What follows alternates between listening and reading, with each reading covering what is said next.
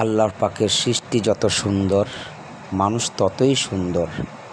আল্লাহ পাক সৃষ্টি জগতে মানুষের জন্য সমস্ত সুন্দরতা তার উম্মদের মুহাম্মাদুর রাসূলুল্লাহ সাল্লাল্লাহু আলাইহি সাল্লামের নির্দেশনা মতোই তার উম্মতদের উপভোগ করার জন্য আল্লাহ পাকের সৌন্দর্য নিদর্শন করা হয়েছে।